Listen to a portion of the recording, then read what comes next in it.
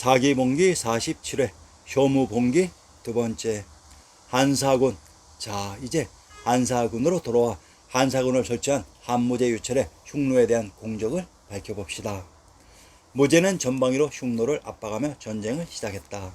약 30년간 전쟁으로 흉노는 크게 패하여 급속히 피폐해졌고, 한무제가 대원정을 위해 개정한 법안을 악용하여 대토지를 소유하기 시작한 호족들에 의해 한나라는 땅을 잃고 가난에 시달리는 백성들이 생겨났다. 이 전쟁으로 인해 흉노정은 외몽골 북쪽으로 밀려났다. 그 후에 흉노는 내부 분열이 일어나 남흉노와 북흉노로 갈라졌고, 흉노의 지배를 받던 선비정과 오한족이 독립하여 남흉노와 함께 한나라의 책봉을 받고 조공하는 위치가 되었다. 한무제 유철의 시기 한고조 유방의 9년제로 땅과 봉지를 잃었던 제후국 연합인 흉노가 자신들 선주의 봉지였던 중원 땅에서 쫓겨나 외지로 밀려난 정황을 엿볼 수 있습니다. 자, 그러면 한무제 유철이 설치했다는 한사군의 정체를 밝혀봅시다. 한사군은 전한해 한무제가 위만 조선을 공격해 멸망시킨 뒤 유민들을 통치하기 위해 세웠다고 하는 5개의 군급 행정구역이다. 한사군이라고도 하나 실제로는 진봉군이 폐지된 자리에 대방군이 세워졌기 때문에 총 5개의 군이 있었으며, 보다 앞선 4개의 군의 경우에도 동시에 존속한 기간은 25년으로 매우 짧아 대신에 한군연이라는 명칭으로 부르거나 동방병군이라는 용어를 사용하기도 한다. 그러나 가장 널리 쓰이는 명칭은 한사군이다.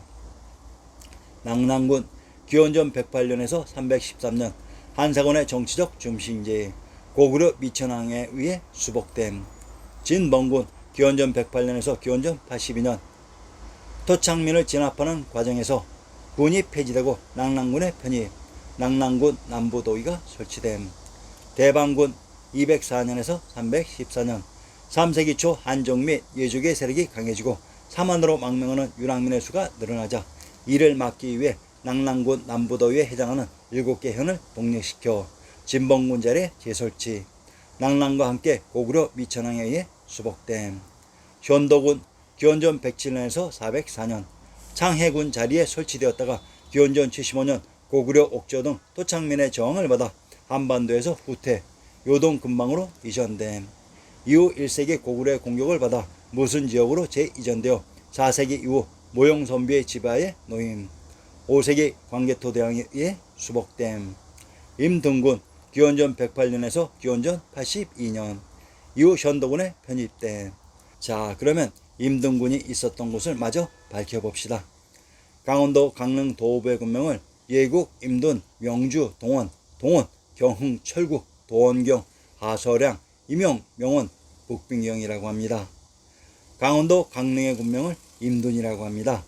강릉의 군명 예국이란 예맥죽의 예이고, 군명 경흥이란 함경도 경흥과 동일한 지명으로 경흥의 군명 공성은 노나라의 곡부라고 했으며, 강릉의 군명 철국은 철원과 동일한 지명으로 왕부의 중심 국내성이 있었던 곳이라고 했습니다.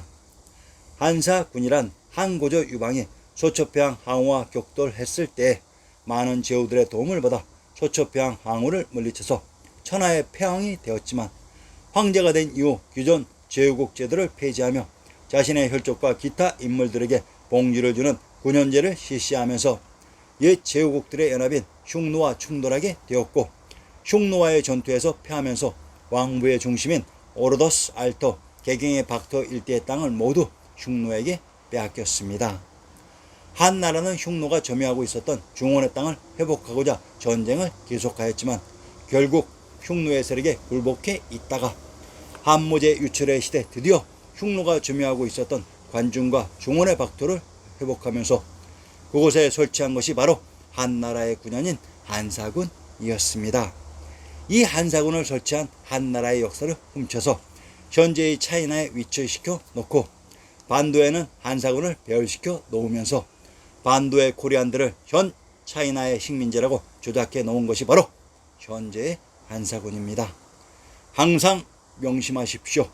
한나라는 한양을 기반으로 했던 나라이며, 건국자 한고조 유방은 황제국 주나라의 모국 고죽국인 전주풍패 출신으로 이들은 모두 우리말을 사용한 사람들입니다. 한자는 자신들의 것이라고 우기면서 그 한자 발음의 표기는 자신들과 싸우고 있는 남의 글자인 영어 알파벳으로 표기하는 그러한 모순된 사람들. 실크로드의 정체. 자, 한무제 유철이 개척했다는 실크로드는 과연 무엇일까요? 우리가 은연중에 사용하고 있는 이 실크로드의 용어가 정확한 개념을 반영하고 있는 것인지 아니면 어떤 불순한 의도에 의한 조작 세력의 장난인지 먼저 고찰해보고 넘어갑시다. 그 길을 무수히 다녔던 우리 아리안 손조들은 그 길을 실크로드라고 부른 적이 단 한 번도 없다는 사실입니다. 마르코 폴로가 다니던 실크로드는 황제가도였다. 깜발록 제왕의 관중에 있던 시에서 시작된 도로들이 어떻게 여러 지방을 거쳐 가는가. 소위 몽골 제국의 도로 역참 파발 전령의 시스템에 관한 98장을 7페이지에 걸쳐서 소설하고 있다. 너무나 이례적인 분량을 할당해서 소설하고 있는 것이다. 그만큼 인상적이고 놀라운 시스템이었던 것이다. 동방견문록의 체제 자체가 이 길에 따른 것이다. 1편 서아시아, 2편 중앙아시아, 3편 데칸의 수도, 4편 중국의 북부와 서남부, 5편 중국의 동남부 쭉 자신이 지나갔던 길을 따라 소설하고 있다. 우선 의문이 드는 것이 있습니다. 정복당한 기타의 고려 지방에서는 없던 도로를 몽골이 건설한 것일까요? 원래 카타이는 도로도 역참도 파발도 전령도 없었다는 말인가요? 아닙니다. 몽골이 산을 뚫어서 길을 낸 것이 아닙니다. 그 길은 이미 800년, 600년, 500년 전에 무수한 아리안들이 지나갔던 길인 것입니다. 몽골 이전에는 마패를 사용하던 것을 몽골은 해청패, 금패, 은패를 사용했던 것이 그 차이일 뿐입니다. 지금 우리는 이 중앙아시아의 도로들을 실크로드라고 부릅니다. 1877년 독일의 지리학자 페르디난도 폰 리펜호펜이 이 실크로드라는 용어를 처음으로 사용했지만 이 개념은 마르코 폴로가 7페이지에 걸쳐서 설명하는 도로의 개념과는 너무나도 다릅니다. 현재 중앙아시아의 실크로드는 허구이고 조작입니다. 이 실크로드라는 용어는 약탈과 패권의 관점에서 나왔습니다. 이 용어가 사용되기 시작하면서 실크로드상에 실제 있었던 도시들은 역사 실체로서의 현실이 역사 현실 밖으로 밀려나 버리고 대신 천일 야화와 같은 환상적인 이야기의 무대로 신비에 쌓인 비역사적인 몽환적 존재로 변화 조작되었습니다. 그래서 현재의 전 세계에는 약탈과 탐험, 낭만과 모험과 침략, 모멸과 조작의 대상으로서만 중앙아시아를 인식하게 되는 것입니다. 동아시아에 존재하지 않았던 중국으로부터 존재하지 않았던 서유럽으로 혹은 그 반대 방향으로 비단금, 유리, 약품, 향료, 불교, 네스트리오스교, 조로아스터교, 서양문화, 그리스 양식들이 이 환상적이고 비현실적으로까지 보이는 실제로 존재했던 도시들을 중계지로 하여 오고 갔다고 합니다. 마르코 폴로가 보여주는 것은 이 실제로 존재했던 카타이 중앙아시아 중국의 도시들인 것입니다. 바로 징기스칸이 침략의 대상으로 삼아 세계를 정복했다는 바로 그 중앙아시아 중원인 것입니다. 어떻게 실제로 존재했던 중국이 비역사적이고 몽환적인 존재로 전락했는가요? 존재하지 않았던 서유럽이 존재하게 된 것은 약탈상어, 무역과 자본주의의 자본으로 세계의 지배자로 떠올라서 존재하게 된 것은 알겠는데 동아시아에 존재하지 않았던 중국이 갑자기 어떻게 동아시아에 존재하게 되었을까요? 사실은 19세기 후반까지 중앙아시아의 이 도로들은 다름 아닌 황제가도였습니다. 이 중앙아시아 중원의 도로를 장악하는 자가 황제가 되고 천하의 왕부의 주인이 되는 것입니다.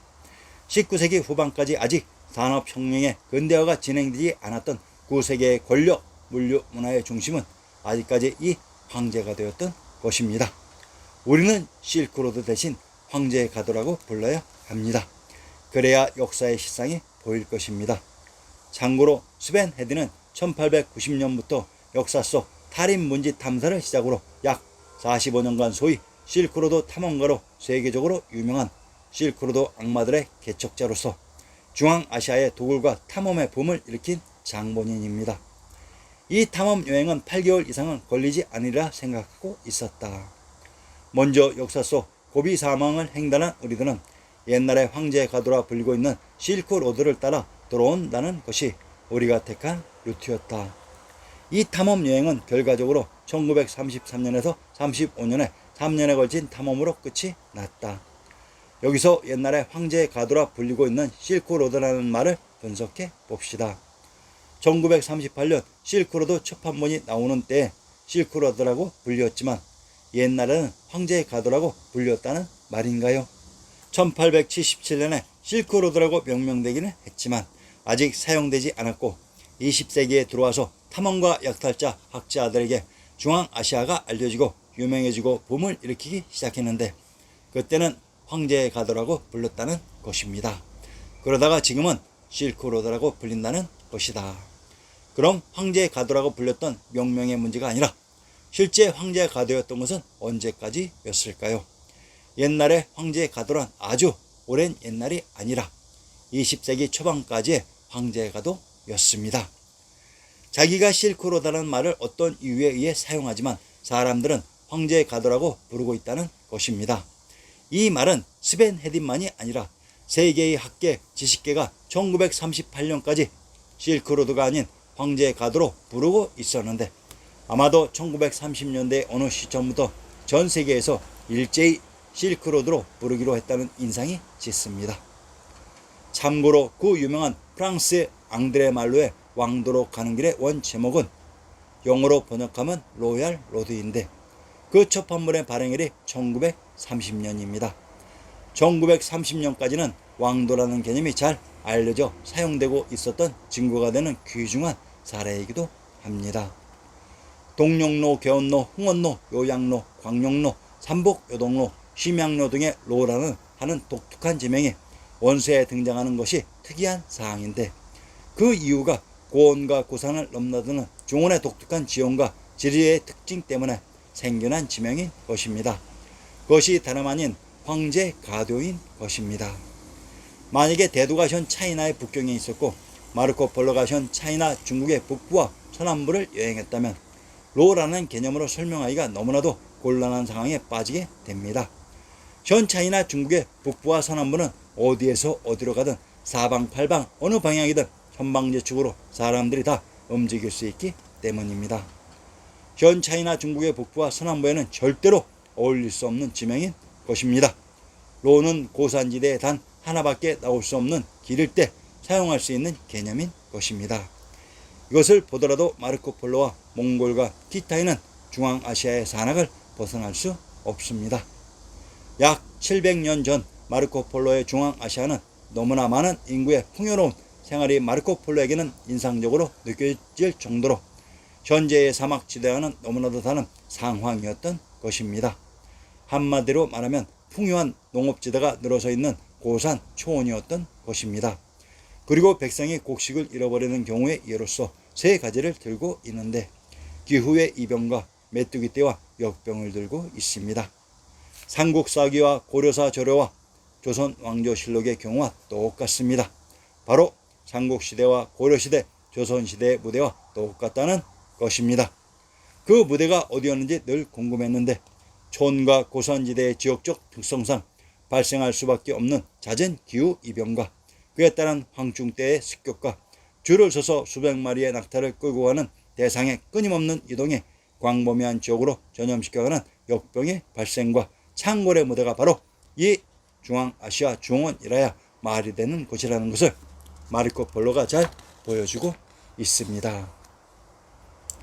상기의 글을 언급시키는 이유는 현재 극동의 반도사의 입장과 위치에서는 앞으로 전개될 우리의 역사는 위치상의 제약으로 도저히 이해할 수 없는 넌센스에 불과하나 고려체와 서트남의 글에서 보았듯이 우리의 위치를 현 차이나 중국의 서토인 중앙아시아에 놓고 모든 역사를 전개하면 너무나도 쉽게 이해할 수 있습니다. 진달래 꽃 피우는 서역 산만리, 다시 오진 못하는 파촉 산만리.